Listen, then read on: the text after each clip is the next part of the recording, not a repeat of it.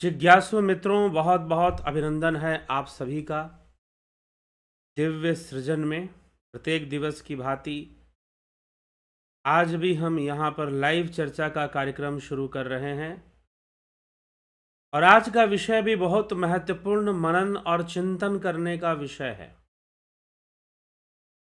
और विषय क्या है? शास्त्र भ्रमित करते हैं। जी हाँ, आधार क्या है? श्रीमद् भगवद गीता।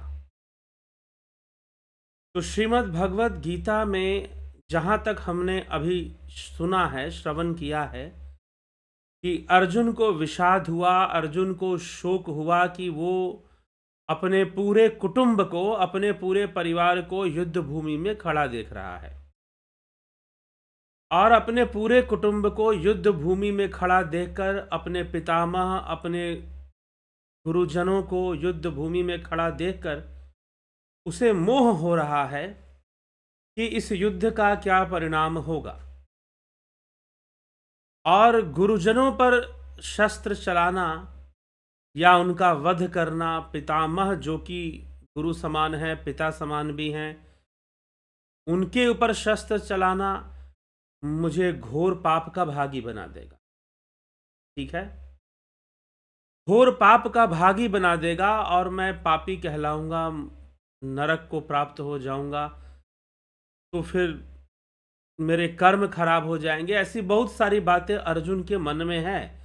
हमने यह सब सुन लिया है, लेकिन वह यह भूल जा रहा है कि एक छात्र धर्म भी है, उसका क्षत्रिय है, योद्धा है, और धर्म युद्ध सौभाग्य से प्राप्त होता है और उसे प्राप्त हो रहा है, तो वह उससे विमुख हो रहा है, विषाद युक्त हो रहा है,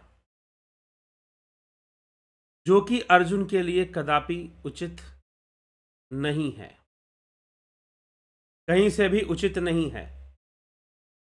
तो भगवान कृष्ण अर्जुन को समझाना शुरू करते हैं और जब समझाते हैं तो सर्वप्रथम यही बात समझाते हैं कि तू उनके लिए शोक करता है जिनके लिए शोक नहीं करना चाहिए, और जो ज्ञानी जन है वो किसी के लिए शोक नहीं करते, जो चले गए उनके लिए भी नहीं और जो नहीं गए उनके लिए भी नहीं। इन दोनों के लिए ज्ञानी जन, पंडित जन शोक नहीं करते। तो हमें यह बात समझना है कि अर्जुन को समझने की क्या आवश्यकता है। जी हाँ, फिर भगवान उसे कहते हैं कि तू किसके लिए शोक करेगा? यह शरीर ही कभी मरता नहीं है, शरीर ही मरता है। और यदि तू मरता हुआ मान भी ले तो भी जिसका जन्म हुआ है उसकी मृत्यु निश्चित है, और जिसकी मृत्यु हुई है उसका जन्म भी फिर निश्चित है, उसके कर्म संस्कारों के आधार पर। जैसे हम पुराने वस्त्रों को त्याग कर नूतन वस्त्र, नए वस्त्र धारण करते हैं, वैसे ही यह जीवात्मा पुराने शरीर को छोड़कर नूतन शरीर धारण कर लेती है। तो यह विषय भगवान समझाते हैं और फिर उसे क्षत्रिय धर्म के बारे में कि तू क्षत्रिय है, युद्ध करना तेरा कर्तव्य भी है, और इस समय धर्म युद्ध है जो कि सौभाग्य से प्राप्त होता है, जो कि समाज के लिए है। तो अर्जुन के मन में द्वंद्व है। अर्जुन शास्त्र की बातें करता है और शास्त्र की बातों से ही वह मोहित हो जाता है। जी हाँ, यही विषय है कि क्या शास्त्र भ्रमित करते हैं? तो अर्जुन को तो शास्त्र भ्रमित कर रहे हैं, अर्जुन को तो शास्त्र भ्रमित निश्चित रूप से कर रहे हैं। कैसे कर रहे हैं और भगवान श्री कृष्ण इस विषय में आगे क्या कहते हैं? पहले जो हमने सुना, जहां तक हमने सुना था, समझा था कि अर्जुन का छात्र धर्म है और योग की परिभाषा क्या है। अर्जुन को योगी बनने के लिए कह रहे हैं भगवान कृष्ण, और योग की प्राप्ति जब सम बुद्धि प्राप्त हो जाएगी, जब समत्व प्राप्त हो जाएगा, तो योग होगा। योगस्त कुरु कर्माणि संग त्यक्त्वा धनंजय सिद्धे असध्यो समो भूत्वा समत्वम योग उच्यते। समत्व ही योग है। सिद्धि और असिद्धि में समभाव रखो, लालची मत बनो, लोभी मत बनो। हर परिस्थिति में अपने भीतर समता की स्थापना करो, इससे तुम निश्चय ही योगी कहलाओगे, निश्चय ही योगी कहलाओगे। तो योग का अर्थ क्या है? समता को प्राप्त करना, सिद्धि असिद्धि में समभाव रखना, सुख दुखे समय कृत्वा लाभा लाभव जया जयो। सुख दुख निश्चित रूप से आएंगे, जय पराजय निश्चित रूप से होंगे, यश अपयश भी होगा। ऐसा नहीं है कि आप हर समय पास ही होते रहेंगे, कहीं कहीं फेल भी हो जाएंगे। हर मामले में आपको सफलता ही प्राप्त होगी, ऐसा नहीं है। कभी कभी असफलता भी प्राप्त हो जाएगी। ऐसा नहीं है कि हर स्थान पर और हर काल में आपका सम्मान ही होगा, कभी कभी अपमान भी तो हो सकता है। और ऐसा भी नहीं है कि हर जगह अपमान ही होगा, कहीं कहीं आपको सम्मान भी तो प्राप्त हो सकता है। तो इस प्रकार से यह जीवन है। इन सभी विषयों में सम रहना चाहिए, इन सभी विषयों में सम रहना चाहिए और सम होकर अपने कर्तव्य कर्मों को करना चाहिए।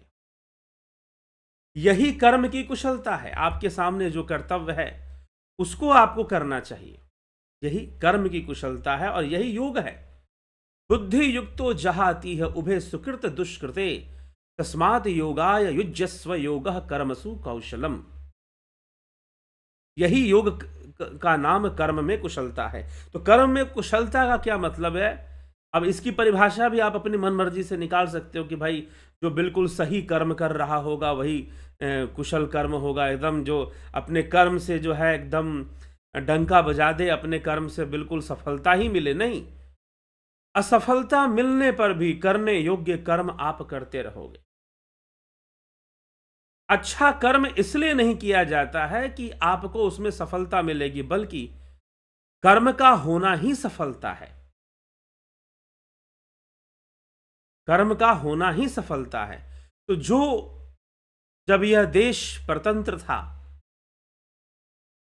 ब्रिटिश शासन का, तो उस समय बहुत सारे लोग थे जो युद्ध कर रहे थे, क्रांति लाने की कोशिश कर रहे थे कि यह देश, हमारा जो राष्ट्र है, वो पूर्णतः स्वतंत्र हो जाए और विदेशी ताकत यहां से चली जाए।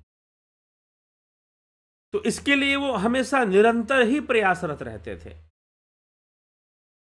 और कई हैं जो वीर गति को प्राप्त हो गए, तो क्या उनको सफलता नहीं मिली? मिली, बाद में मिली। वो वीर गति को प्राप्त हो गए, उनकी मृत्यु हो गई, तो क्या वो असफल हो गए थे क्या? नहीं।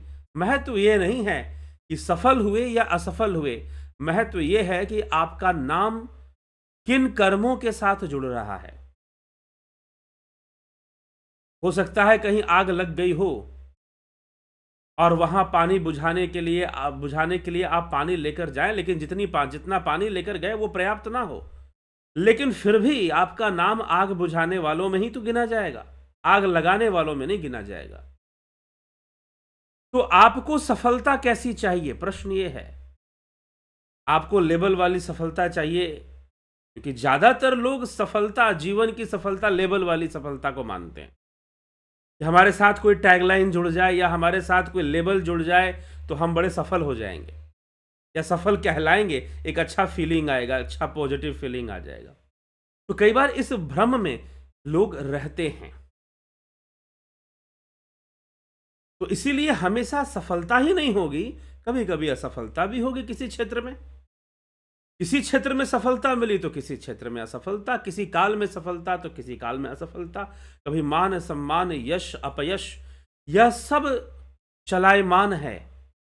मनुष्य को चाहिए कि वह निरंतर अपने कर्म में लगा रहे, जो उचित कर्म है, जो सही कर्म है, जो योग कर्म है।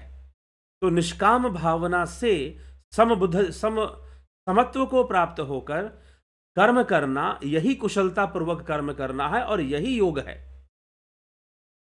नहीं तो यह भ्रम भी हो सकता है कि योगः कर्मसु कौशलम का अर्थ कि अपने कर्म को खूब एकदम सफलता पूर्वक करना, नहीं, आपको असफलता भी मिल सकती है, फिर भी वह योगः कर्मसु कौशलम होगा। योगः कर्मसु कौशलम तभी होगा जब समत्व बुद्धि से आप कर्म करें, जब सिद्धि और असिद्धि में, सफलता असफलता में आप आसक्ति न रखें और करने योग्य जो आवश्यक कर्म है वो करें। अब यहां पर यह भी प्रश्न कोई कर सकता है कि यदि हमें परीक्षा में पास होना है तो क्या हम पास होने के लिए तैयारी ना करें? बिल्कुल पास होने के लिए करो भाई। पढ़ाई करो, अपनी पूरी ईमानदारी से पढ़ाई करो और पास होने के लिए ही करो। लेकिन यदि फेल हो जाओ तो हताश मत हो जाओ, फिर भी अपना कर्म करते रहो सतत भाव से। ये सब तो छोटी मोटी बातें हैं परीक्षाओं की, लेकिन असली परीक्षा तो जीवन की परीक्षा है। उसमें बहुत परीक्षाएं पास करने वाले और बहुत बड़े बड़े ओहदे पर बैठने वाले भी कई बार फेल हो जाते हैं जीवन रूपी परीक्षा में। कई लोग हैं जो जीवन रूपी परीक्षा में फेल हो जाते हैं। बहुत बड़े बड़े ओहदे पर बैठने वाले, बहुत बड़े बड़े परीक्षाओं को पास कर लेने वाले जीवन रूपी परीक्षा में फेल होते हैं। तो यह समस्या चलती रहती है। तो योग को प्राप्त होना और योग को प्राप्त होकर तुम कर्म करो। तो योगा कर्म सुकौशलम अर्थात समत्व बुद्धि को प्राप्त होकर, समभाव को प्राप्त होकर, सुख दुखे समय कृत्वा लाभा लाभो जया जयो, ऐसे भावना को प्राप्त होकर तुम अपने सारे कर्म को करते रहो। जो कर्म करना उचित है करते रहो, तुम्हारा कर्म कभी व्यर्थ नहीं जाएगा, ऐसी भावना। तो हमें कर्म में लगना चाहिए और भगवान कृष्ण अर्जुन को यही समझा रहे हैं। लेकिन उसके बाद वो कहते हैं कि हे अर्जुन, कर्मजम बुद्धि युक्ता ही फलम त्यक्त्वा मनीषीन जन्म बंध विनिर्मुक्ता पदम गच्छन्त्य नामयम ही बुद्धि युक्ता। कारण कि समता युक्त बुद्धिमान साधक कर्म जन्य फल का अर्थात संसार मात्र का त्याग करके जन्म रूप बंधन से मुक्त होकर निर्विकार पद को प्राप्त हो जाते हैं, योग के लक्ष्य को प्राप्त कर लेते हैं, समाधि को प्राप्त हो जाते। यदा ते मोह कलिलम बुद्धिर व्यतितरिष्यति तदा गंतासि निर्वेदम श्रोतव्यस्य श्रुतस्य च। जिस समय तेरी बुद्धि मोह रूप दलदल को, मोह कलिलम यदा ते मोह कलिलम बुद्धिर व्यतितरिष्यति भली भांति तर जाएगी, तदा सुतस्य च श्रुतवस्य निर्वेदम गंतासी अर्थात भली भांति तर जाएगी। उस समय सुने हुए और सुनने में आने वाले भोगों से वैराग्य को प्राप्त हो जाएगा।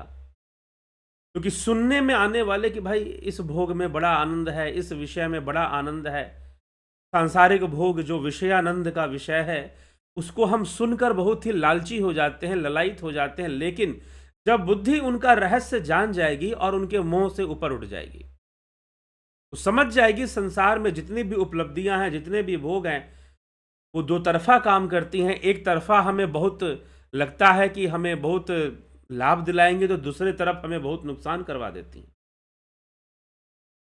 हमें मोह के दलदल में डाल देती हैं और हमें नुकसान करवा देती हैं। तो यह समाज, यह संसार कुछ ऐसा ही है। प्रत्येक भोग विषय, प्रत्येक सफलता का विषय आपको द्वंद्वात्मक दिखाई देगा। एक तरफ वो आपको आनंद की अनुभूति करवा रही होगी, दूसरी तरफ वही बात आपको नुकसान भी देना शुरू कर देगी।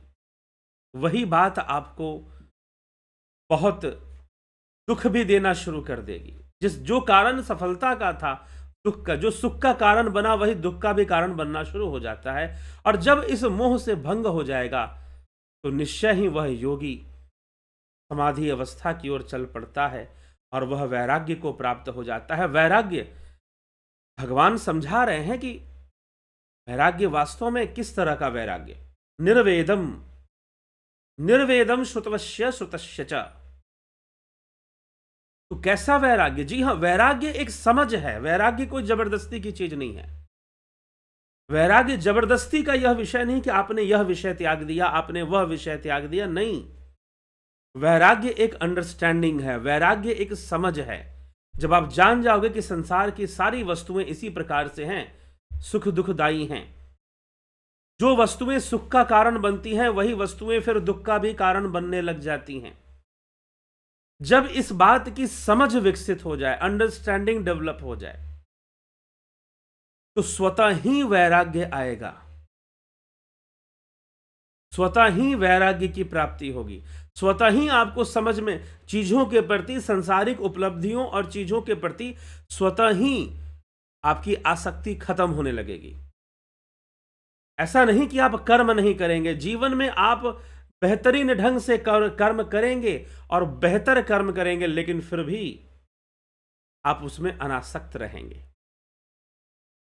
उसमें सफल मिलने वाली सफलता असफलता से आप भ्रमित तनिक भी नहीं होंगे, भ्रम आपको नहीं होगा और उससे मुक्त होकर अपना जो कर्म है वो करेंगे। अब अर्जुन के लिए यह नितांत आवश्यक हो जाता है, क्योंकि अर्जुन को ना तो युद्ध हारने में कुछ लाभ नजर आ रहा है और ना ही युद्ध को जीतने में कुछ लाभ नजर आ रहा है।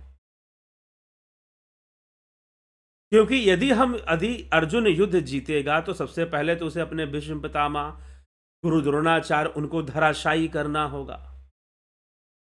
पहले तो उनको रोकने के लिए उन्हीं को नष्ट करना होगा युद्ध भूमि में, दूसरा कोई विकल्प नहीं है। तो यह नुकसान वो नहीं सहना चाहता। दूसरी ओर पराजित होता है तो उसके भाई हैं, उसका अपना खुद का ही कुटुंब है, अपने ही बाल बच्चे हैं, पुत्र पौत्र आदि हैं, देखता है कि उनकी भी हत्या हो रही है अगर पराजित होता है, तो कहीं से भी उसे कोई लाभ नजर नहीं आता युद्ध करने में। फिर वो तरह तरह की बातें करता है और शास्त्रों का आधार लेकर बातें करता है, शास्त्रों का आधार लेकर बातें करता है। अब इसी विषय पर अगला श्लोक भगवान श्री कृष्ण अर्जुन को समझाते हुए कहते हैं, क्या कहते हैं? श्रुति विप्रतिपन्ना ते यदा यस्थास्यति निश्चला समाधावचला बुद्धिस्तदा योगमवापस्यसि। श्रुति विप्रतिपन्ना ते यदा स्थास्यति निश्चला समाधावचला बुद्धिस्तदा योगमवापस्यसि। जिस काल में शास्त्रीय मतभेदों से विचलित हुई तेरी बुद्धि, जी हां, किसकी बुद्धि? अर्जुन की बुद्धि। शास्त्रों से भ्रमित हुई तेरी बुद्धि। आज का हमारा यही विषय है, क्या शास्त्र भ्रमित करते हैं? लेकिन भगवान यहां पर लिख रहे हैं कि श्रुति विप्रतिपन्ना ते यदा स्थास्यति निश्चला समाधावचला बुद्धिस्तदा योगमवापस्यसि। योगम अवापस्यसि, अगर संधि विच्छेद कर तो जिस काल में शास्त्रीय मतभेद से विचलित हुई तेरी बुद्धि निश्चल हो जाएगी और परमात्मा में अचल हो जाएगी। समाधौ मतलब समाधि में अचल होना, तो टीकाकार लोग इसको परमात्मा में अचल होना भी लिख देते हैं। समाधावचला ये लिखा हुआ है, श्रुति विप्रतिपन्ना ते यदा स्थास्यति निश्चला समाधावचला बुद्धिस्तदा योगमवापस्यसि। कि शास्त्रों के मतभेद में विचलित हुई तेरी बुद्धि जब निश्चल हो जाएगी और समाधि में अचल हो जाएगी, उस काल में तू योग को प्राप्त हो जाएगा, तू योगी हो जाएगा और तुझे योग प्राप्त हो जाएगा। योग कब प्राप्त होगा, यह भी प्रश्न का उत्तर दे रहे हैं। आज बहुत सारे लोग योग कर रहे हैं, योगा करवा रहे हैं, सिखा रहे हैं, स्टेज शो कर रहे हैं योग के नाम पर, लेकिन योग को तुम प्राप्त कब होगे? योग को तुम प्राप्त कब होगे? तो भगवान श्री कृष्ण यहां पर योग को प्राप्त होने का वह अवस्था बता रहे हैं जहां पर आपको योग की प्राप्ति होती है। कहां पर होती है? जब शास्त्रों से भ्रमित हुई बुद्धि और मोह से भ्रमित हुई मोहित बुद्धि, जब इसका निवारण हो जाएगा तो समाधि अवस्था में, जब तुम्हारी समाधि अवस्था बनेगी, जब तुम्हारी समाधि अवस्था बनेगी तो उस समाधि अवस्था में तुम योग को प्राप्त हो जाओगे। तो ऐसी अवस्था में योग की प्राप्ति होती। वैसे आज बहुत सारे लोग योग कर रहे हैं, लेकिन फिर भी अगर हम शास्त्र सम्मत परिभाषा निकालें तो योग को प्राप्त होना क्या है? तो आजकल लोग योग नहीं कर रहे हैं, योगा कर रहे हैं। योगा तो यह भी एक समस्या है। तो शास्त्रों से भ्रमित हुई तेरी बुद्धि, तो क्या शास्त्र भ्रमित करते हैं? यह भी प्रश्न उठता है। जी नहीं, शास्त्रों का कोई उद्देश्य नहीं है आपको भ्रमित करना, पहली बात तो यह है। लेकिन फिर भी लोग भ्रमित हो रहे हैं शास्त्रों से। तो भ्रमित क्यों हो रहे हैं?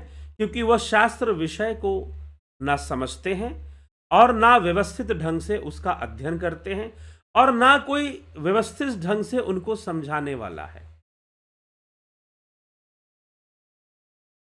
तो शास्त्रों में ज्ञान कांड, उपासना कांड और कर्म कांड की चर्चा होती है। शास्त्रों में 3 विषयों पर चर्चा होती है, जीव, संसार और आत्मा। आत्मा अथवा परमात्मा भी उसे कह सकते हैं। आत्मा को ईश्वर भी माना गया है, ईश्वर तत्व भी माना गया है आत्मा को, ईश्वरीय तत्व है आत्मा। तो शास्त्र इन 3 विषयों पे चर्चा करते हैं, जीव, संसार और आत्मा। आत्मा अथवा उसे हम परमात्मा भी कहें, क्योंकि उपनिषद एक ही मानते हैं दोनों को, आत्मा परमात्मा को। अयम आत्मा ब्रह्म इसीलिए कहा। तो इस प्रकार से तथ्यों को रखा गया है। अब आप किस विषय पर किस ढंग से अध्ययन कर रहे हैं, लेकिन हर विषय में कुछ ऐसे विषय हैं जो समान रूप से लागू होते हैं। भगवान कृष्ण जो अर्जुन को वही समान विषय समझाने में लगे हुए हैं। नहीं तो अर्जुन भ्रमित अवस्था में है, शास्त्र मत से ही वो भ्रमित है, शास्त्र मत से ही भ्रमित है। जी हां, तो शास्त्रों से जो भ्रम पैदा होता है वो कितने प्रकार का हो सकता है? पहला भ्रम तो यह है कि आप शास्त्र अध्ययन पूरा करते हैं, नहीं करते हैं।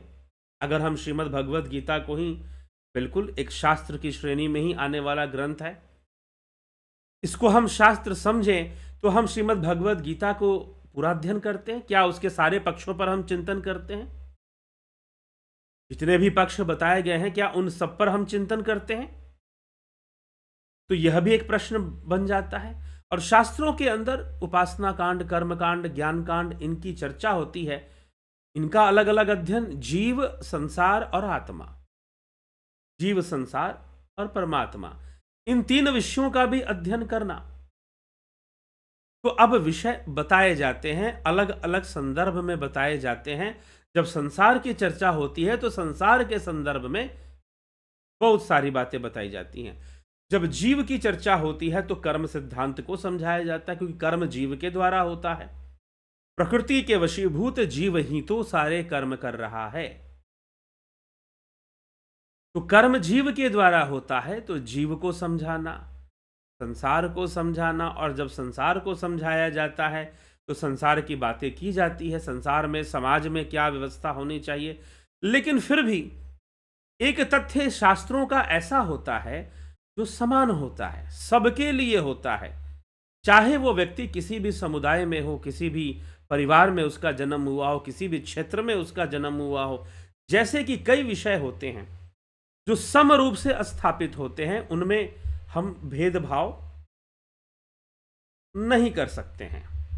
ठीक, ऐसी कई विषय हुआ करते हैं, जैसे कि मैं जीव हूं,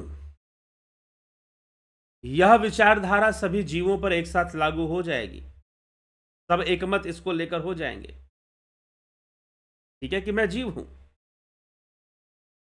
परमात्मा को प्राप्त करना है। जी हां, यह मनुष्य जीवन का लक्ष्य है, किसी समुदाय का लक्ष्य नहीं है।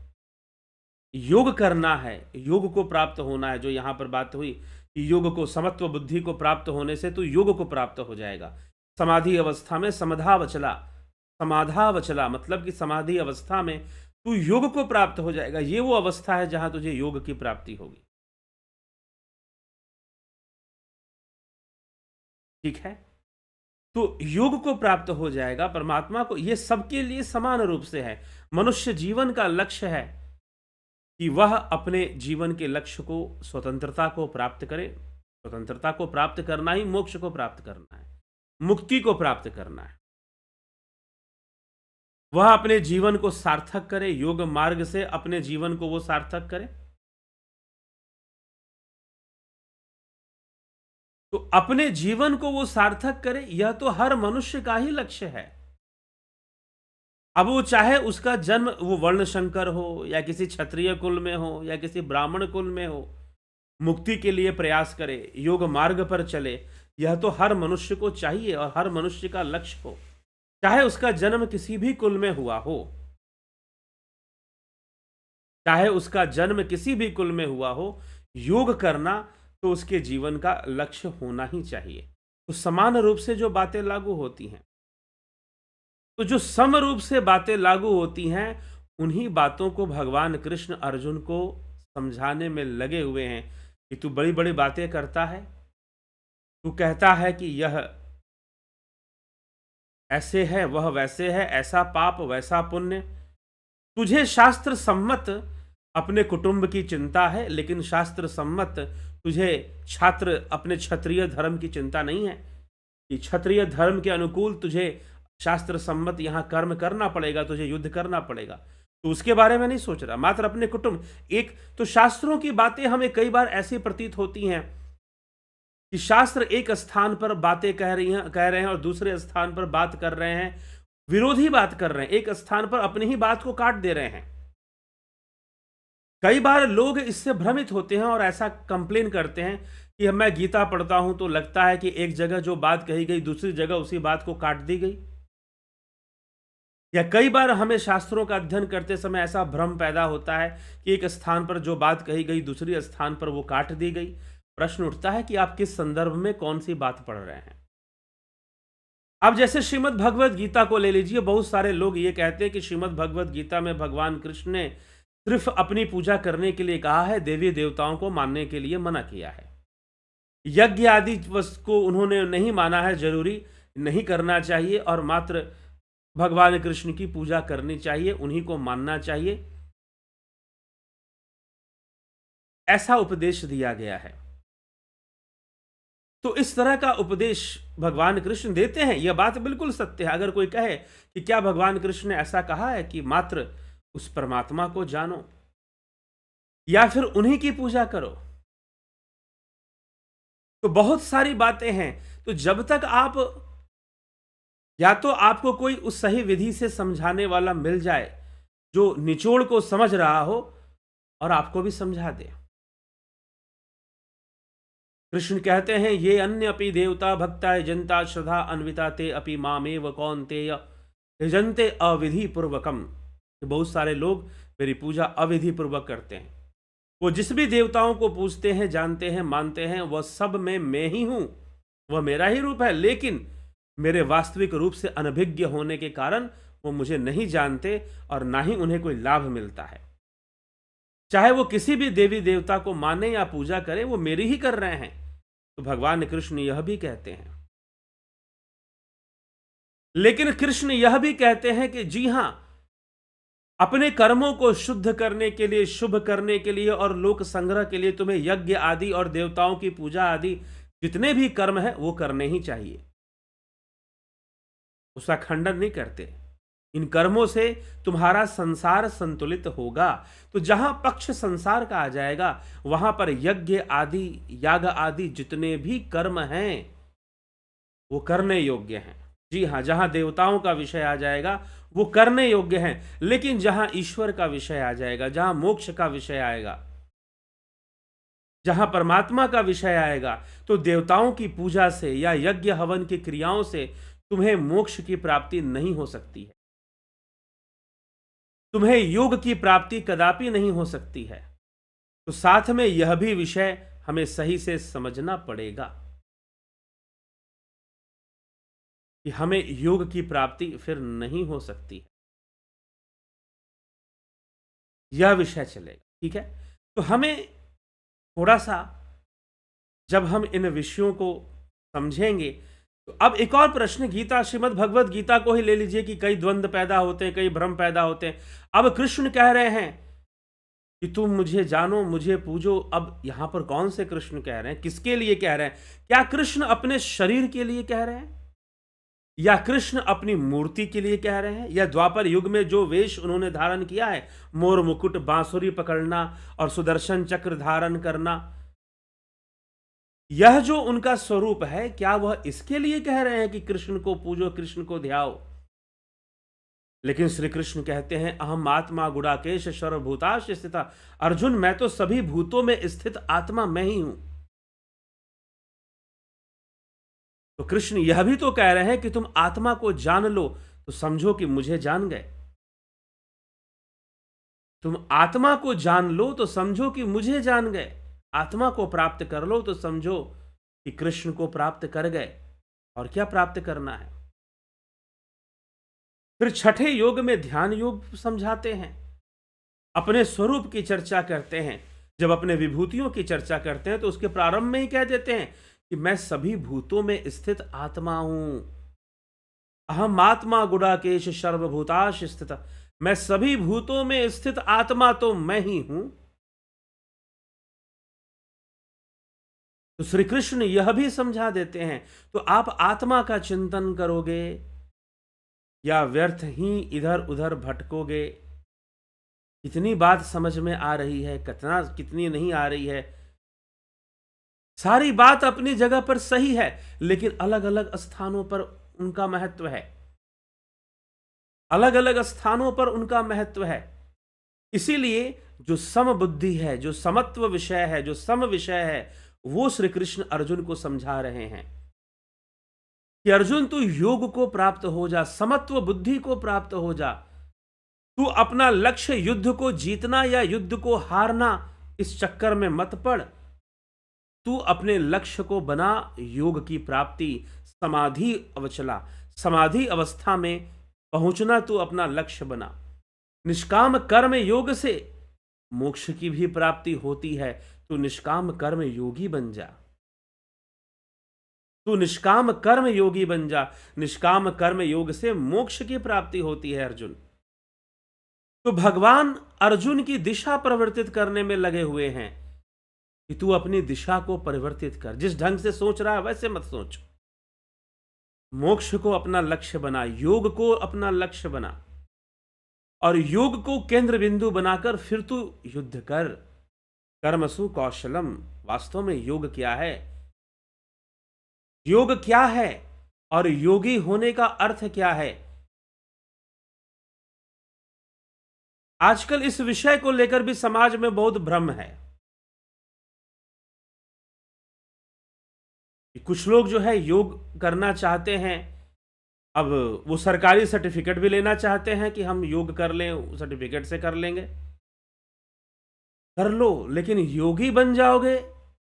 योगी बनना एक बहुत ही अलग विषय है। तो योगी बन जाना जो समत्व बुद्धि रखता हो और सारे कर्मों को उसी समत्व बुद्धि में स्थित होकर सारे कर्मों को कुशलता पूर्वक करता हो, अनासक्त भाव से सारे भोगों को ग्रहण करता हो। जी हां, सारे भोगों को ग्रहण करता हो, लेकिन किस भावना से ग्रहण करता हो? अनासक्त भाव से ग्रहण करता। आसक्त से नहीं, भोगों के मिलने और ना मिलने से वह व्यथित ना हो, वह विचलित ना हो, चंचल ना हो। समत्व भाव को निरंतर बनाए रहे, समभाव को निरंतर बनाए रहे, और समभाव को बनाकर वह अपना कर्म करे, तो वह योगी है। तो भगवान अर्जुन को योगी बनने की कला सिखा रहे हैं। और योगी बनना कोई, यहां पर भी वही बात है कि व्यक्ति टैगलाइन चाहता है या कुछ चाहता है वो कि मुझे कुछ फील हो, महसूस हो कि हम भी कुछ हैं, तो यह समस्या हो जाती है, यहां पर आसक्ति हो जाती है। तो भगवान संशय को दूर कर रहे हैं कि तू ना इस चक्कर में पड़ कि भाई तेरे कुटुंबों का नाश होगा, तुझे पाप लगेगा। पाप पुण्य से बीच का एक रास्ता है, उससे ऊपर सोचने का सामर्थ्य पैदा कर अर्जुन। पाप और पुण्य से ऊपर उठकर तू जानने और समझने की कोशिश कर। पाप पुण्य से ऊपर उठकर तू जानने और समझने की कोशिश कर, क्योंकि योग पाप पुण्य से ऊपर उठने का नाम है। अन्यथा संसार में दुख कष्ट तो आएंगे, पाप पुण्य तो चलेगा। तू समत्व बुद्धि को प्राप्त होकर करने योग्य सारे कर्मों को कर ले। इसी से तुझे योग की प्राप्ति होगी, इसी से तुझे समाधि की प्राप्ति होगी, इसी से तुझे परमात्मा की प्राप्ति होगी। तू निष्काम योगी बन जा। तो निष्काम कर्म योगी बनना, समभाव में रहना, यह महत्वपूर्ण है। दावा करना नहीं कि निष्काम कर्म योगी बन जाओ, चलो भाई ये कर्म करो, निष्काम कर्म से कर लो, ठीक है। अब एक चोर था, उसका मित्र भी चोर था। अब उनको एक आदमी लड़का मिला, उसको भी उन्होंने चोरी में लगाना था, लेकिन जैसे ही चोरी में जा रहा था उस लड़के को लगा कि भाई ये चोरी करना तो गलत काम है, पाप भी होता है और पुलिस भी पकड़ लेती है और जेल में डाल देती है पुलिस अगर पकड़ ले तो उसके चोर मित्र ने अपने नए चोर से कहा कि अरे निष्काम भावना से कर्म कर, निष्काम भावना से कर्म कर, मत सोच कि तू पुलिस तुझे पकड़ लेगी या कोई तुझे पकड़ लेगा, इस बारे में मत सोच। चोरी तुझे करना है तो उसे निष्काम भावना से कर ले। देने के लिए कुछ ऐसा लोग भी उपदेश दे सकता है और भ्रम पैदा कर सकते हैं कि भाई श्रीमद् भगवद गीता में ऐसा कहा गया। जी नहीं भाई, कम से कम चोरी के धन से तुमको लोभ तो है, चोरी में प्राप्त होने वाले धन से तुमको आसक्ति तो है, तो फिर क्यों ऐसा कहते हो, क्यों ऐसा समझते हो कि कोई फल नहीं मिलेगा या फिर जो है यही निष्कामता हो गई। नहीं, पहले हर विषय में निष्काम हो जाओ, सच्चे हृदय से निष्काम हो जाओ। और निष्कामता आती है ध्यान योग से। बार बार भगवान कृष्ण ने कहा कि जो सांख्य योगी होते हैं वो स्वाभाविक रूप से निष्काम हो जाते हैं, जबरदस्ती का निष्काम वो नहीं बनते या किसी का उपदेश नहीं, उनकी प्रवृत्ति होती है निष्काम, क्योंकि ज्ञान का वो जो निष्कामता आती है ज्ञान के स्तर पर। कई लोग इसको लेकर भ्रमित होते हैं कि निष्काम कर्म करने का क्या उद्देश्य है। जी नहीं, वास्तव में निष्काम कर्म करना एक अंडरस्टैंडिंग है, एक समझ है, एक ज्ञान की अवस्था है। जब संसार का सत्य पता चल जाएगा कि संसार के जो विषय भोग हैं उनका सत्य क्या है, उनका सत्य क्या है, जब सही सही अनुभव हो जाएगा कि संसार का कोई भी भोग विषय तुम्हें सही प्रकार से संतुष्ट नहीं करता, संसार का कोई भी विषय तुम्हें शांति प्रदान नहीं करता, तुम्हें स्वस्थ नहीं रखता, ठीक है। जब ये बात सही ढंग से समझ में आ जाए और संसार का द्वंद्वात्मक प्रवृत्ति, इस संसार की जो प्रवृत्ति है, जो प्रकृति है, द्वंद्वात्मक है। एक ही वस्तु जो सुख का कारण बनती है वही वस्तु फिर दुख का भी कारण बन जाती है। एक ही वस्तु जो सुख का कारण बनती है वही वस्तु फिर दुख का भी कारण बन जाती है। इसीलिए इन सभी वस्तुओं में समभाव रखो, सुख दुख में भी समभाव रखो, सफलता असफलता, मान अपमान, यश अपयश में भी समभाव रखो, ऐसा भगवान कह रहे हैं। तो अर्जुन की बुद्धि भ्रमित है। तो एक तो यह भ्रम पैदा होता है शास्त्र अध्ययन से कि हमें प्रतीत होता है कि शायद एक जगह पर जो बात कही गई है दूसरी जगह पर काट दी गई है। नहीं, वह बात अलग लक्ष्य से कही गई है, यह बात अलग लक्ष्य से कही गई है। अगर भगवान श्री कृष्ण कहते हैं कि देवताओं की पूजा से मेरी प्राप्ति नहीं होगी तो परमधाम की प्राप्ति नहीं होगी। परमधाम मतलब समाधि अवस्था, तुम्हें समाधि की, तुम्हें परमात्मा प्राप्ति नहीं होगी, परमधाम की प्राप्ति तुम्हें नहीं होगी देवताओं की पूजा से। लेकिन एक स्थान पर कहते हैं कि भाई लोक संग्रह से, श्रद्धा पूर्वक, निष्काम भावना से यज्ञ आदि कर्म और देवताओं का दान निश्चय रूप से करना ही चाहिए। तो यह बात भगवान फिर संसार के विषय में कह रहे हैं, मोक्ष के विषय में नहीं कह रहे हैं, कर्म के विषय में कह रहे हैं, इससे तुम्हारा पुण्य अर्जित होगा। तो यहां पर उद्देश्य अलग है बात करने का। तो शास्त्रों से भ्रम पैदा होता है जब हमें सही तरीके से कोई बताता नहीं है कि क्या चीज है वास्तव में। तो ये एक स्वाभाविक भ्रम पैदा होता है, चलिए अपने आप हो जाता है ये कई बार सही गाइडेंस में। इसीलिए श्रीमद् भगवद गीता मैं आपको बता रहा हूं, यदि आप चाहते हैं कि श्रीमद् भगवद गीता आपको बहुत अच्छे से समझ में आए, यदि आप चाहते हैं कि श्रीमद् भगवद गीता आपको बहुत अच्छे से समझ में आए, तो आपको ध्यान योग करना चाहिए, साधना के विषय को भी समझना चाहिए, परमात्म साक्षात्कार अपने घट के भीतर प्राप्त करना चाहिए। सिर्फ अध्ययन से नहीं समझ में आएगी श्रीमद् भगवद गीता, क्योंकि यहां पर योग की कई गूढ़ विषयों की चर्चा है। तो जब आप योग मार्गी बनेंगे और ध्यान योग सही विधि से ध्यान योग सीखेंगे और सही विधि से ध्यान योग जानेंगे, तो निश्चय ही आप लाभान्वित होंगे और आपको श्रीमद् भगवद गीता का सही सही अर्थ समझ में आएगा, सही सही अर्थ समझ में आएगा। ठीक है, तो जिज्ञासुओं, यह हमें विचार करना चाहिए। ठीक है, तो यह हमें विचार करना चाहिए, और जब हम इस विषय को समझते हैं तो शास्त्र विषय भी हमें सही से समझ में आएगा। शास्त्रों का मूल उद्देश्य क्या है, कौन सा मार्ग वो, वैसे तो बहुत सारे विषय हैं शास्त्र में। ठीक है, योग रहस्य में मैंने बताया कि आप योग कर रहे हैं, योग करने का उद्देश्य यह नहीं है कि आपकी आंखों की रोशनी ठीक हो जाए, पेट कम हो जाए, लेकिन ठीक है, योग करेंगे तो यह सब भी हो जाएगा। मूल उद्देश्य तो कुछ और है। इसी प्रकार से हठ प्रदीपिका ग्रंथ में स्वात्मा राम जी समझाते हैं कि योग करने का उद्देश्य क्या है। ठीक है, तो इन सभी बातों को जब तक हम नहीं समझेंगे तो यह शास्त्र भ्रम पैदा होता रहेगा।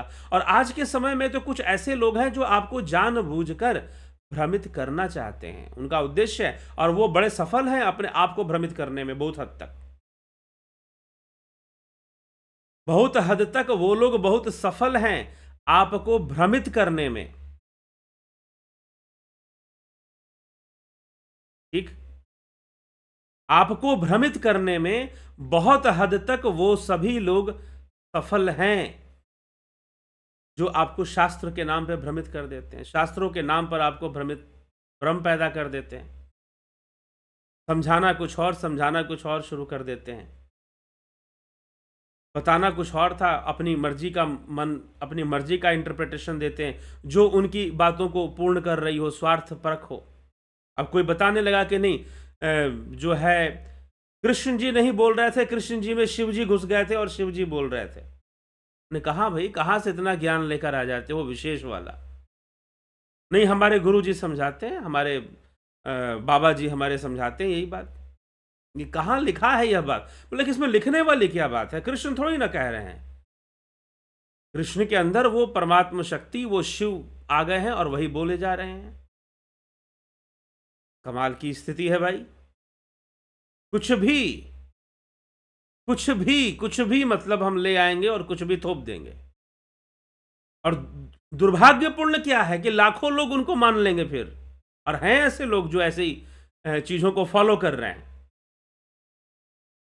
कृष्ण यहां आत्मज्ञान की बात समझाने में लगे हुए हैं, और कुछ लोग बस अपने मन मर्जी की बातें समझना चाहते हैं, और या फिर कुछ लोग ऐसे हैं जो तर्क दे देते हैं और थॉरोली गीता का अध्ययन एक एक श्लोक के माध्यम से, कहां पर कौन सी चर्चा किस ढंग से हो रही है, बिना अध्ययन किए लोग बस फोकट का ज्ञान चाहते हैं। और फोकट का जो ज्ञान है, फ्री का ज्ञान जो है, वही काम हो कि जब फ्री का ज्ञान मिलेगा तो क्या कहोगे कि भाई क्या मिल रहा है, क्या नहीं मिल रहा है। तो जो फोकट का ज्ञान लेने की जो आदत है, और तो गलत ज्ञान भी तो मिल सकता है ना फोकट वाले में, फिर आप तो ले लोगे, आपको समझा दिया जाएगा कि आप बहुत बड़े ज्ञानी हो गए। तो ये थोड़ा सा बच जाइए, अपनी रक्षा कर लीजिए। इसीलिए यहां पर हम श्रीमद् भगवद गीता का एक एक श्लोक, सिंगल श्लोक भी नहीं छोड़ने वाले। फिर भी हम कहते हैं कि हम 100% पूरी व्याख्या कर देंगे, ऐसा भी नहीं है। लेकिन जो मुख्य बात है, योग का जो रहस्य है, श्रीमद् भगवद गीता में जो योग समझाया गया है, योग के मर्म को समझाया गया है, वो हमें समझ में आ जाना चाहिए। वो अंडरस्टैंडिंग हमारे अंदर डेवलप होना चाहिए और उस अंडरस्टैंडिंग के साथ आप जीवन को जीना सीखिए। यह योगी होने का तरीका है, यह योगी बनने का तरीका है। साधना आपको करनी है और निष्काम कर्म करना है, आप योगी बन जाएंगे। लेकिन ये दोनों जबरदस्ती नहीं, ज्ञान से ही तो होगा ना। ज्ञान से बड़ा कोई पवित्र करने वाली कोई वस्तु नहीं है संसार में। तो ज्ञान से, नॉलेज से, और दो तरह से नॉलेज, एक तो शास्त्र सम्मत जो तथ्य लिखे गए हैं उनका नॉलेज, जिसको हम थ्योरी कह सकते हैं, और एक साधना, ध्यान योग, योगज ज्ञान, न्याय दर्शन में जिसको योगज ज्ञान कहा गया है, उसका नॉलेज होना चाहिए।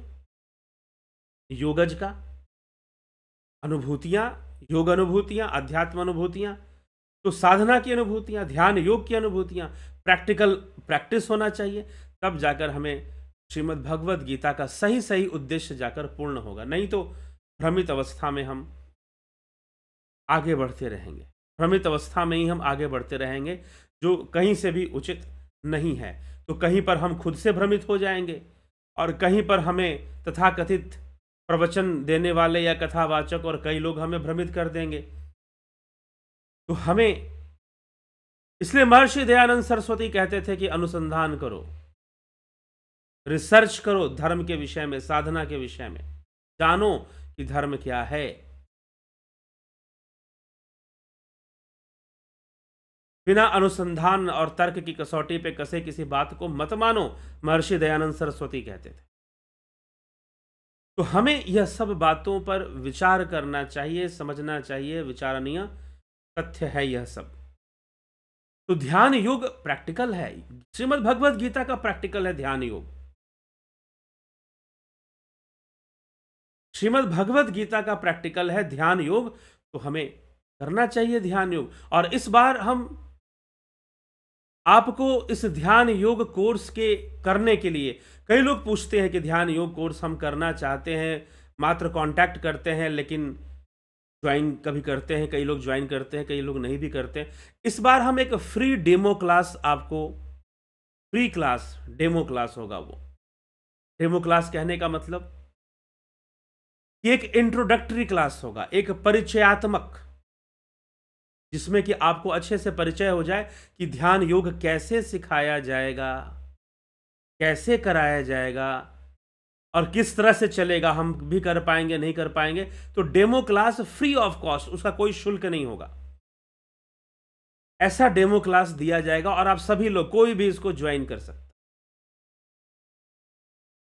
कोई भी इसको ज्वाइन कर सकता है। तो व्यस्तता थोड़ी पहले रहती थी, पहले ये करना था, लेकिन अभी जो है आपको यह मौका मिलेगा सभी लोगों को जो ध्यान योग नहीं ज्वाइन करते। कई लोग इसलिए नहीं ज्वाइन करते, अरे ऑफलाइन होगा तब हम ज्वाइन करेंगे, अरे ऑनलाइन होगा तो ऑनलाइन वाला पता नहीं कैसे करवाएंगे, पता नहीं पैसा दे देंगे और ऑनलाइन में हमें कुछ मिलेगा नहीं मिलेगा, कोई वीडियो मिलेगा नहीं मिलेगा, कोई कोर्स होगा नहीं होगा। बहुत सारे लोग ऑनलाइन कर चुके हैं और बहुत सारे लोग कर रहे हैं और बहुत लाभान्वित हो रहे हैं। मैं ये नहीं कहता कि ऑफलाइन नहीं होगा, जल्दी ही आपको ऑफलाइन की भी सूचना मिलने वाली है। लेकिन जहां ऑफलाइन होगा, क्या वहां सब लोग पहुंच पाएंगे? नहीं पहुंच पाएंगे जल्दी से। ठीक है, तो आप ऑनलाइन भी ज्वाइन कर लीजिए। और यदि आप ऑनलाइन कर लेते हैं और फिर ऑफलाइन में सम्मिलित होना चाहते हैं तो निःशुल्क सम्मिलित हो जाएंगे। या कहीं साधना शिविर अगर हम ऑफलाइन करते हैं तो आप निःशुल्क उस शिविर को ज्वाइन कर पाएंगे। ठीक है, तो यह विषय हमें समझना है। तो सभी जो नए लोग हैं जिन्होंने ध्यान योग का कोर्स नहीं किया है या नहीं कर रहे हैं और वो करना तो चाहते हैं, लेकिन उनको संशय रहता है कि पता नहीं हमें ऑनलाइन में क्या मिलेगा, कैसे मिलेगा, किस तरह से मिलेगा, सही ढंग से मिलेगा कि नहीं मिलेगा, जो बहुत सारे कन्फ्यूजन्स हैं उनको दूर करने के लिए एक फ्री डेमो क्लास आपको दिया जाएगा। उसका लिंक जनरेट किया जाएगा, आपको बताया जाएगा किस डेट में होगा, किस तारीख में होगा। अभी मैं आपको उस विषय में अधिक नहीं बता सकता हूँ, लेकिन किसी एक दिन ऐसे समय पर संध्या के समय रखा जाएगा जिसमें आपको दिया जा सके समय, तो आपको समय दिया जाएगा। रविवार को भी हो सकता है, आने वाले रविवार को हम कोई ऐसा डेमो क्लास रखें या फिर हम उसके बाद भी रख सकते हैं। तो आज जो है रविवार तक ऐसा प्रयास हो सकता है। तो चलिए, आज गुरुवार है, बृहस्पतिवार है, तो रविवार तक ऐसा डेमो क्लास का आपको मिले या उसके बाद भी मिल सकता है। तो डेमो क्लास होगा और आप उसको ज्वाइन करिए और समझ लीजिए कि क्लासेस किस तरह से चलती हैं, किस तरह से आगे बढ़ती हैं। आप कर सकते हैं, प्राकृतिक चिकित्सा का भी इसी प्रकार आप कर सकते हैं। तो आप सभी से यह लिंक जब जनरेट होगा तो आपको सूचित कर दिया जाएगा। आप व्हाट्सएप मैसेज कर कर वह लिंक ले सकते हैं, या फिर लिंक आपको यहाँ पर यूट्यूब के चैनल के वीडियो के डिस्क्रिप्शन में आपको दे दिया जाएगा। आप वहाँ से भी ज्वाइन कर सकते हैं, उस लिंक पर ज्वाइन करेंगे और उससे आप क्लास कर सकते हैं। तो चलिए, समय लेकर होगा, अभी 20 तारीख से शुरू होना है ध्यान योग का, तो ध्यान योग 20 तारीख से पहले ही यह डेमो क्लास दिया जाएगा, तो ताकि लोगों की सहूलियत के लिए यह ऐसा किया जा रहा है। और लगभग यह डेमो क्लास फिर हर महीने हो शायद, अभी तो मैं नहीं बता सकता, लेकिन फिर भी होगा। चलिए आगे बढ़ते हैं, हम आपके कमेंट्स आपके देख लेते हैं, कौन महानुभाव क्या कह रहे हैं, कैसी बात कह रहे हैं। तो यह है, तो शास्त्र भ्रमित करते हैं, संशय पैदा तब करते हैं जब हम सही ढंग से न जानने समझने की कोशिश नहीं करते हैं, या फिर हमें कोई सही ढंग से कोई बताया नहीं। इस कारण से शास्त्र, नहीं तो शास्त्रों का उद्देश्य कोई भ्रमित करना बिल्कुल नहीं है, और संशय होना बहुत खतरनाक है। संशय नहीं होना चाहिए। भगवान श्री कृष्ण ने कहा है कि श्रद्धावान लभ्यते ज्ञानम, श्रीमद् भगवद गीता में श्री कृष्ण कहते हैं श्रद्धावान लभ्यते ज्ञानम संशयात्मा विनश्यति, संशय आत्मा का विनाश हो जाता है। तो अर्जुन विनाश के रास्ते पर है और श्री कृष्ण उसे विनाश से बचाना चाहते हैं। श्री कृष्ण उसे विनाश से बचाना चाहते हैं। अर्जुन तो विनाश के रास्ते पर चल पड़ा है और श्री कृष्ण उसे विनाश से बचाना चाहते हैं। तो वो विनाश के, क्योंकि शास्त्रों को लेकर भ्रमित हो चुका है वो, शास्त्र विषय क्या है क्या नहीं है, शास्त्र क्या कहते हैं क्या नहीं, इसको लेकर अत्यंत भ्रमित अवस्था में है वो। तो यह समस्या है अर्जुन के साथ। चलिए जिज्ञासुओं, हम आगे बढ़ते हैं। आपके कमेंट्स भी देखने बाकी हैं। जगत नारायण जी, बहुत अभिनंदन है।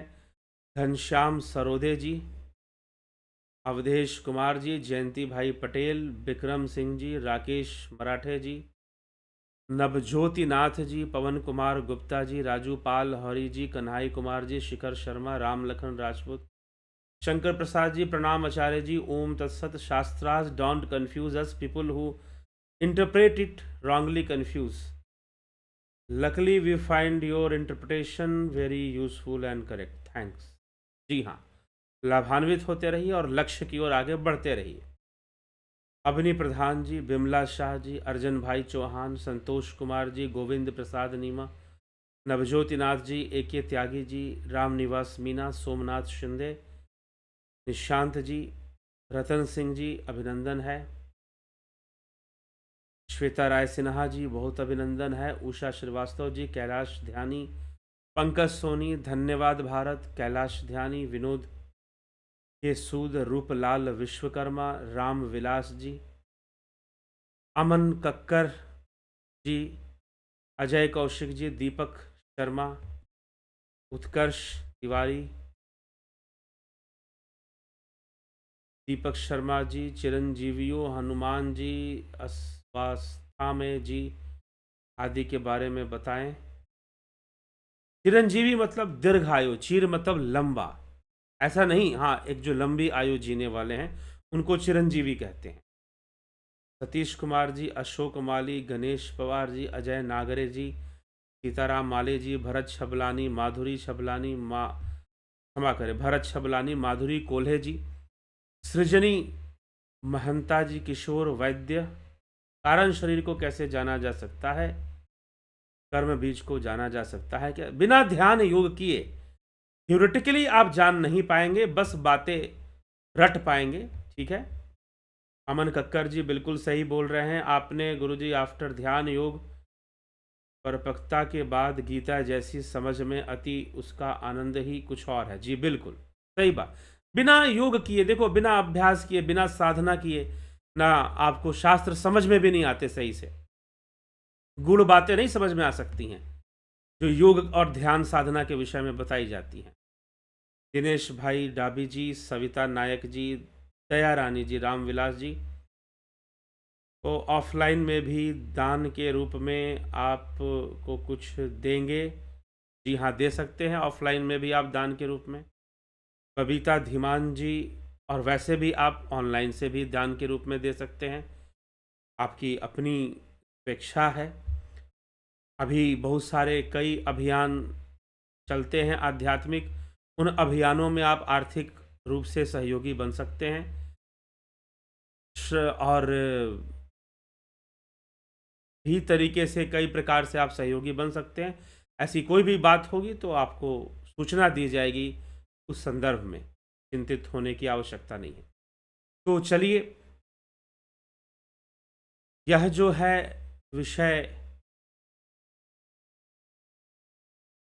हम इस विषय को समझे भली भांति और भ्रमित ना हो। भ्रम को दूर करें, संशय को दूर करें। संशयग्रस्त होने की आवश्यकता नहीं है। ठीक है। और बिना संशयग्रस्त हुए ध्यान योग के मार्ग पर चलने की आवश्यकता है। भ्रमित होने की आवश्यकता नहीं है। लक्ष्य की ओर ध्यान रखें। तो कई बार देखिए, मुझसे भी कई बार लोग ऐसे कई प्रश्न करते हैं, यद्यपि मैं उन प्रश्नों का, जैसे कि अभी किसी ने मुझसे प्रश्न किया, कोई कमेंट मैं पढ़ रहा था पीछे, आज ही पढ़ रहा था, शायद आज या कल पढ़ रहा था, तो एक कमेंट किसी महानुभाव ने किया है कि यह आरती किसने लिखी, और आरती देवी देवताओं की जो आरती होती है, पूजा में आरती की जाती है, ये कब से शुरू हुई? क्योंकि आरती कई तरह से की जाती है। देवी देवताओं की पूजा में भी होती है, और आरती युद्ध भूमि में जाने वाले योद्धाओं की भी होती है। आरती हमारे अतिथियों की भी होती है। ठीक है। तो आरती कब से शुरू हुई, किस तरह से शुरू हुई, एक इसका उदाहरण आरती शुरू होने का चरक संहिता में भी मिलता है। जी हाँ, आरती करना किसी का एक तरह का यह आयुर्वेदिक उपाय के रूप में भी देखा गया है। ठीक। तो आप क्या जानते हैं और क्या किस ढंग से पूछते हैं और क्या जानना चाहते हैं, यह आपका निजी विषय हो जाता है। तो आरती किसने शुरू की, कब और कैसे शुरू हुई, इसका ज्ञान मुझे नहीं है, और जो ज्ञान है वो मैंने बता दिया। चरक संहिता में इसका उदाहरण मिलता है। बाद में एक आरती के नाम से इसको शुरू किया गया कि आर्त भाव से आप ईश्वर को पुकारते हो या आप पूजा करते हो। ठीक है। तो शुरू कर दिया गया, और इसके पीछे कई धारणाएं हैं। आयुर्वेदिक धारणा भी है एक, जो मैं बता रहा हूं। तो यह भी एक विषय है। लेकिन अगर आप किसी व्यक्ति का नाम या किसी को कुछ जानने की कोशिश करना चाहते, तो मुझे इस बात का ज्ञान नहीं है कि आरती कब हुई और आरती किसने शुरू की, और ना मैं जो चर्चाएं यहां पर करता हूं उस विषय में ये आता है। मैं एक बात मैं हमेशा आप लोग कह रहा हूं कि यहां पर जो हमारा मुख्य उद्देश्य है, जो भी हम शास्त्र सम्मत बातें यहां पर करते हैं और अध्यात्म की बातें हम करते हैं, वास्तव में एक अच्छा जीवन हम जी पाएं, एक सफलतापूर्वक हम एक बेहतर जीवन जी पाएं, और जीवन के प्रति हमें एक सही समझ पैदा हो पाए, योग मार्ग से हम जुड़ पाएं। योग मार्गी हम, सही मायनों में योग मार्गी, वो दिखावे वाला योग मार्गी नहीं। ठीक है। मात्र जो है वो फ्लेक्सिबल बॉडी वाला योग मार्गी नहीं मैं बोल रहा हूं। जैसे फ्लेक्सिबल बॉडी है, माइंड भी वैसे ही फ्लेक्सिबल होना चाहिए। ठीक। माइंड भी कंट्रोल में, फ्लेक्सिबिलिटी आपके कंट्रोल में होना चाहिए। माइंड की जो फ्लेक्सिबिलिटी है आपके नियंत्रण में होना चाहिए। तो जब आपके अंदर इस प्रकार की समझ विकसित हो जाएगी, परिपक्वता विकसित हो जाएगी, तब आप योग कहलाएंगे और एक अच्छा जीवन, एक आर्ट ऑफ लिविंग कह लीजिए या लाइफ कोचिंग कह लीजिए, हम इस चैनल के माध्यम से प्रदान करते हैं, शास्त्रों को आधार बनाकर धर्म की चर्चा करते हैं। लेकिन मेरा कोई ऐसा दावा नहीं है कि मुझे सब कुछ पता है। और आप यहाँ कभी ये पूछोगे कि भाई आरती किसने शुरू की थी, या वो ये बताइए कि वो किसने कब किया था, तो भैया हमको नहीं आता है। ठीक है, सीधी सी बात, हमको नहीं आता है और नहीं हम जानते हैं। तो इस तरह के बहुत सारे प्रश्नों का उत्तर दें और हम हर प्रश्न का उत्तर देने के लिए मैं बाध्य हूँ, ऐसा भी नहीं है। तो योग विषय को हमें समझना है और इसलिए मैंने कहा कि आरती के पीछे आयुर्वेदिक कारण है कुछ। अभी आयुर्वेद का विषय है, आयुर्वेद में कुछ टेक्निक्स, आयुर्वेद की भूत विद्या में, भूत क्रिया में कई टेक्निक्स बताई गई हैं रोगों के उपचार करने के लिए। उसमें एक टेक्निक आरती के रूप में भी ली जाती है। तो आयुर्वेद चरक संहिता हजारों वर्ष पहले, इसकी रचना कम से कम 3000 वर्ष पहले महर्षि चरक ने यह ग्रंथ लिखा होगा। तो हजारों वर्ष पहले और उससे भी पहले परंपराएं चलती आ रही है। धन्वंतरी से हम ले सकते हैं, आयुर्वेद के जनक, आयुर्वेद के देवता महर्षि धन्वंतरी, भगवान धन्वंतरी से हम ले सकते हैं। तो आपका क्या उत्तर है आप जानिए। ठीक है, तो यह सब विषय भी साथ में हमें समझना है। ठीक, इसीलिए बुद्ध के पास लोग जाते थे, तरह तरह के प्रश्न करते थे, बुद्ध सीधा बोलते थे मुझे नहीं पता। ध्यान सीखना है, जीवन से दुखों का निवारण कैसे होगा, दुख दूर कैसे होंगे। संसार दुखमय है, दुख है तो दुख का कारण है, दुख का कारण है तो दुख का निवारण है, और दुख का निवारण है अष्टांगिक मार्ग। इसी को बुद्ध के 4 आर्य सत्य बोलते हैं। यही 4 आर्य सत्य है। कौन कौन सा? दुख, दुख का कारण, दुख का निवारण और अष्टांगिक मार्ग। ये 4 आर्य सत्य बुद्ध ने दिए थे। तो जीवन को हम बेहतर ढंग से कैसे जिएं? योग के साथ जिएं। लेकिन योग के साथ जीने में क्या है भैया? क्या है योग के साथ जीने में? कि चक्रासन कर लो और ये कर पाते हो कि नहीं, योग वो कर पाते हो कि नहीं। अच्छी बात है, योगासन वगैरह सब करना चाहिए, लेकिन नियम से करना चाहिए, उनके विज्ञान को समझ के करना चाहिए, ऐसे ही नहीं करना चाहिए। और व्यर्थ का कंपटीशन में भी नहीं करना चाहिए कि हम ये करके दिखा देंगे, हम वो करके दिखा देंगे। ठीक है, व्यर्थ का कंपटीशन में भी नहीं करना चाहिए। तो यह सब बातों को हमें ध्यान में रखते हुए और एक समझ के साथ समत्व बुद्धि को प्राप्त होकर निष्काम भावना से कर्म करना चाहिए। ऐसा लक्ष्य हमें बनाना चाहिए, तब योग होगा। नहीं तो व्यर्थ की बातों में, अर्जुन के साथ अब शास्त्र भ्रमित करते हैं। अर्जुन भी तो भ्रमित होकर रखा है, शास्त्रों के कारण ही भ्रमित है।